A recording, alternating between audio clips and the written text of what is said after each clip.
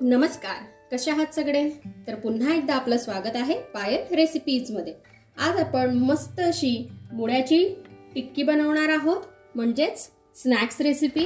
तर ही रेसिपी कशी बनवायची, चला आता आपण हे पटकन बघूया। सगळ्यात आधी आपल्याला इथे मुळा घ्यायचा आहे आणि मुळ्याची जी साल आहे ही काढून घ्यायची आहे। मुळ्याला मी छान असं स्वच्छ धुवून घेतलंय। मस्त रेसिपी आहे, स्नॅक्स म्हणून तुम्ही मुलांना टिफिन मध्ये सुद्धा देऊ शकता, मुले अगदी आवडीने खातील। तर रेसिपी पूर्ण बघा। आता आपल्याला मुळा जो आहे हा छान असा खिसून घ्यायचा आहे। इथे मी थोडी जाडच खिसणी घेतलेली आहे, आपल्याला खूप बारीक खिसणीने याला खिसायचा नाहीये। हे बघा, अशा प्रकारे याचा खिस जो आहे हा तयार झाला पाहिजे। इथे मुळा जो आहे हा छान असा खिसून झालेला आहे।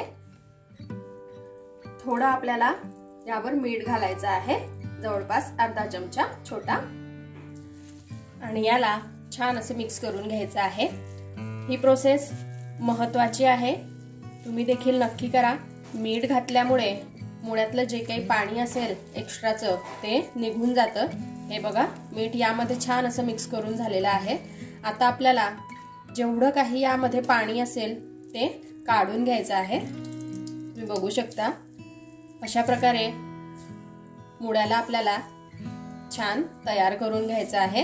हे बघा, असंच मी सर्व पाणी यामधलं काढून घेते। यामुळे काय होतं ते मी तुम्हाला पुढे सांगणारच आहे।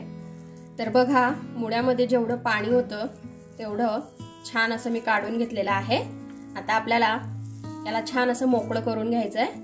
बघा किती मस्त पांढरा शुभ्र इथे आपला मुळा दिसतोय, किसही किती मस्त दिसतोय। आता आपल्याला थोडीशी हळदीची पावडर घालायची आहे, 2 पिंच एवढी। तेवढंच आपल्याला लाल तिखट घालायचंय, अर्धा चमचा जिरे, 2 हिरवी मिरची मी इथे बारीक कट करून घेतलेली आहे। अर्धा चमचा एवढा आपल्याला यामध्ये ओवा घालायचा आहे। ओव्याला आपल्याला छान असं चोळून घ्यायचंय, म्हणजे याचा सुगंध अगदी मस्त येतो आणि यावर आपल्याला घालायचंय। मुळा पचायला थोडासा जड असतो, म्हणून ओवा घातल्यामुळे मुळा पचायला हलका जातो। चवीनुसार मीठ घालायचंय आपल्याला। आता आपल्याला यामध्ये घालायचं आहे बेसन, जेवढं यामध्ये बसेल त्यानुसार आपल्याला बेसन घालायचं आहे। सुरुवातीला 2-1 चमचे आपल्याला बेसन घालून बघायचं आहे, हे छान असं मिक्स करायचं आहे।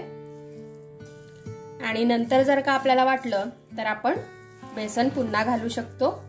आजची जी आपली रेसिपी आहे मुळ्याची ही अगदी मस्त आहे, आणि आता हिवाळ्याच्या दिवसांमध्ये मस्त असे मुळे आपल्याला मिळतातच। तर ही रेसिपी तुम्ही नक्की ट्राय करून बघा घरी, तुम्हाला नक्कीच आवडेल। आणि आवडली रेसिपी तर लाईक करा, तुमच्या फॅमिली आणि फ्रेंड सोबत शेअर करा, आणि प्लीज सबस्क्राइब करून घ्या। हे बघा, अशा प्रकारे आपल्याला हे छान असं मिक्स करून घ्यायचं आहे। थोडंसं हे मला ओलसर वाटतंय, तर मी 1 चमचा पुन्हा यामध्ये बेसन पीठ घालून घेते।